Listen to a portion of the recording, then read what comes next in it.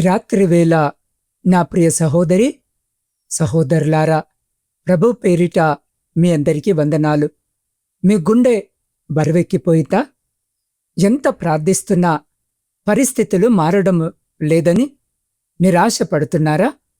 కన్నీళ్లతో, భయముతో, కుటుంబ సమస్యల మధ్య నలిగిపోతూ దేవుడు నా ప్రార్థన వినడం లేదు అని ఒంటరిగా అనుకుంటున్నారా? అయితే ఈ సందేశము మీకోసమే. దేవుడు మీతో మాట్లాడడానికే ఈ సమయాన్ని ఇచ్చాడు. ఈరోజు మనం పరిశుద్ధ లేఖన భాగము నుండి ఒక గొప్ప రహస్యాన్ని, ఒక ఆత్మీయ ఆయుధాన్ని తెలుసుకోబోతున్నాం. అది మీ జీవితంలోని ప్రతి బంధకాన్ని తెంచేస్తుంది, మీ కన్నీళ్లను ఆనందంగా మారుస్తుంది. ఈ వీడియోను ముగించేసరికి మీ హృదయంలో ఒక నూతనమైన శాంతి, ధైర్యము కలుగుతాయి. ఎక్కడ దారి మళ్ళకుండా చివరి వరకు దేవుని స్వరానికి మీ హృదయాన్ని అప్పగించండి. చిన్న ప్రార్థన చేసుకుందాం. ప్రేమగల మా పరలోకపు తండ్రి, ఈ రాత్రి వేళ నీ పాదాల చెంతకు వచ్చిన ప్రతి బిడ్డను దీవించండి. ఎవరైతే విరిగిన హృదయముతో, భారమైన మనసుతో ఈ మాటలు వింటున్నారో వారి గాయాలను మీ చేతులతో తాకండి నాయనా. అయా, ఈ సందేశము ద్వారా వారితో మాట్లాడండి. వారి సమస్యల నుండి విడుదలను దయచేయమని యేసు నామములో ప్రార్థించి పొందుకొని ఉన్నాము మా పరమ తండ్రి. ఆమెన్.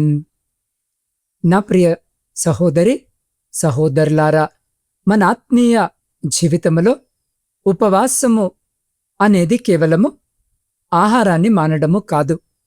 అది మన ప్రాణాన్ని దేవుని ఎదుట దీనపరుచుకోవడం. ఉపవాసం అంటే దేవునికి దగ్గరగా జరగడం, లోకపు ఆశలను, శరీరపు అవసరాలను పక్కన పెట్టి నా తండ్రి సన్నిధి నాకు చాలు అని ఆయన వైపు తిరగడమే నిజమైన ఉపవాసము. బైబిల్ ప్రకారము ఉపవాసం ఎందుకు చేయాలి అనంటే, మన స్వంత బలముతో సాధించలేని కార్యాలను దేవుని బలముతో, ఆయన ఆత్మ శక్తితో సాధించడానికి మనము ఉపవాసముంటాము. ఎప్పుడు ఉపవాసము చేయాలి అనంటే, మన జీవితంలో తీవ్రమైన శోధనలు వచ్చినప్పుడు, కుటుంబంలో సమాధానము లేనప్పుడు, భవిష్యత్తు శూన్యముగా అనిపించినప్పుడు, దేవుని నడిపింపు తీవ్రముగా కావలసి వచ్చినప్పుడు మనము ఉపవాస ప్రార్థన చేయాలి. అయితే ఈ ఉపవాసము ఎలా చేయాలి, ఎలా చేయకూడదు అని రోజు మనం ఆలోచన చేయగలిగినట్లయితే, పరిశుద్ధ లేఖన భాగము చాలా స్పష్టముగా సెలవిస్తుంది. మనుషుల మెప్పు కోసము మనము ఉపవాసము ఉంటున్నామని ఇతరులకు చూపించడము కోసము ముఖాలు వికారముగా పెట్టుకొని ఉపవాసము చేయకూడదు. అది దేవునికి ఇష్టమైనది కాదు. మరెలా చేయాలి? రహస్యమందు చూచుచున్న నీ పరలోకపు తండ్రికి మాత్రమే తెలిసేలా చేయాలి. హృదయపూర్వకమైన పశ్చాత్తాపముతో, ప్రార్థనతో దేవుని వాక్యాన్ని ధ్యానిస్తూ ఉపవాసముండాలి. యెషయా గ్రంథములో దేవుడు అంటాడు కదా, దుర్మార్గులు కట్టిన కట్లను విప్పడము, కాడి బోనులను విరగొట్టడము, బాధింపబడిన వారిని విడిపించడము, ఆకలిగొనిన వారికి నీ ఆహారాన్ని పెట్టడమే నాకిష్టమైన ఉపవాసము.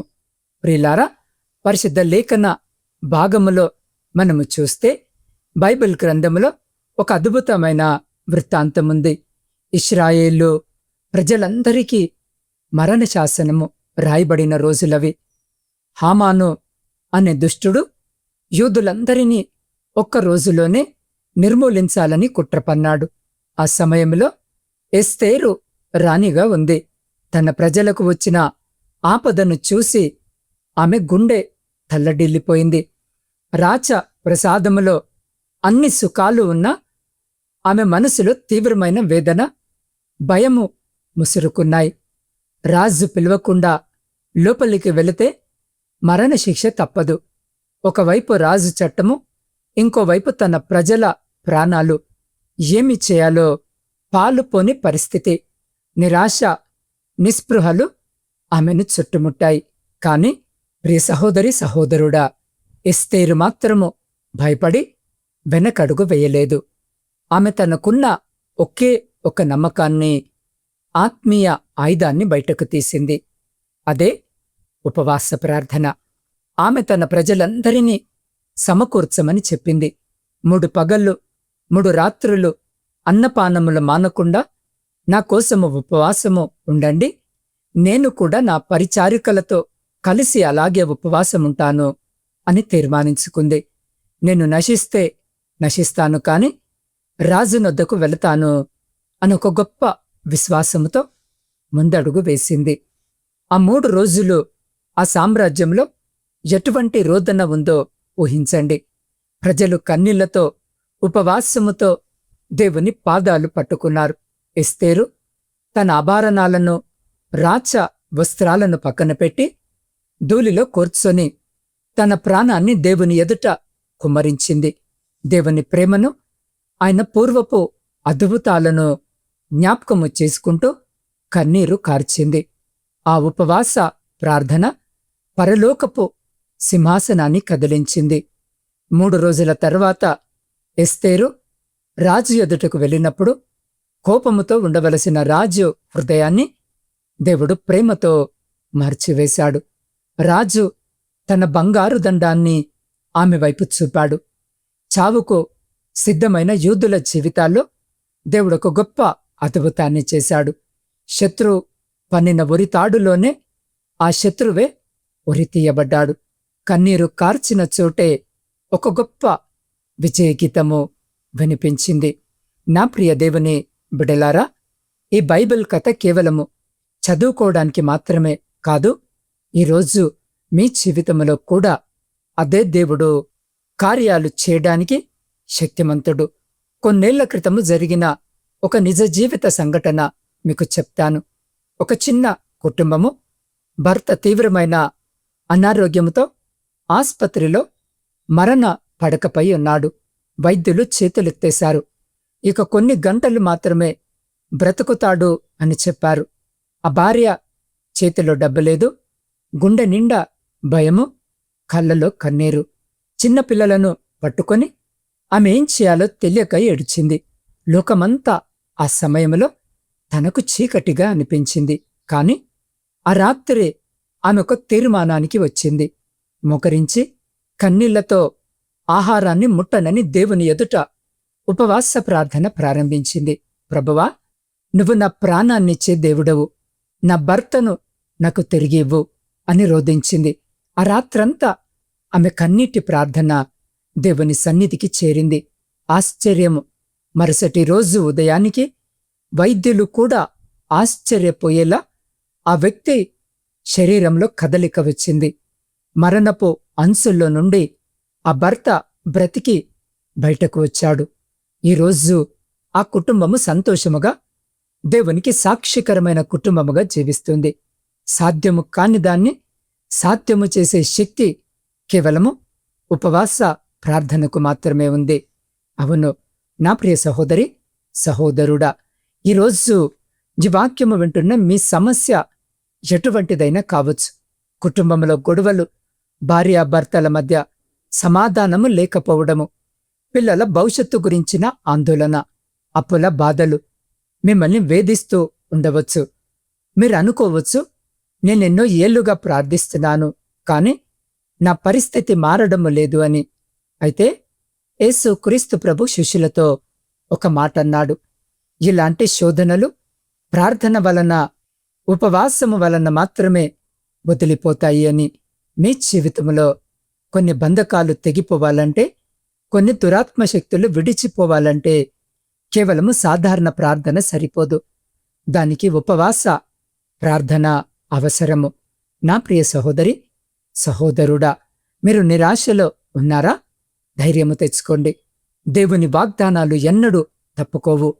ఆయన మిమ్మల్ని విడువడు, ఎడబాయడు.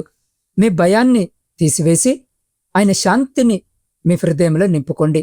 ఉపవాసమున్నప్పుడు శారీరకంగా మనము బలహీనపడతాము, కాని ఆత్మీయముగా ఎంతో బలపడతాం. మీ బలహీనతలోనే దేవుని బలము పరిపూర్ణమవుతుంది. నా ప్రియ సహోదరి సహోదరుడా, కుటుంబాలలో సమాధానము లేనప్పుడు భార్యాభర్తలు ఒకరినొకరు నిందించుకోవడము కంటే కలిసి కూర్చుని ఉపవాసముండి ప్రార్థించడము నేర్చుకోవాలి. తల్లిదండ్రులు తమ పిల్లల రక్షణ కోసము, వారి చదువుల కోసము కన్నీళ్లతో ఉపవాసము ఉన్నప్పుడు ఆ కుటుంబాల చుట్టూ దేవుడు ఒక అగ్ని ప్రాకారాన్ని కడతాడు. శత్రువు మీ కుటుంబంపై తెచ్చే ఎటువంటి ఆయుధము కూడా వర్ధిల్లదు. దేవుని వాగ్దానాలపై విశ్వాసముంచండి. పరిస్థితులు మీకు వ్యతిరేకంగా ఉన్నా దేవుడు మీ పక్షాన ఉన్నాడని మీరు మర్చిపోకండి.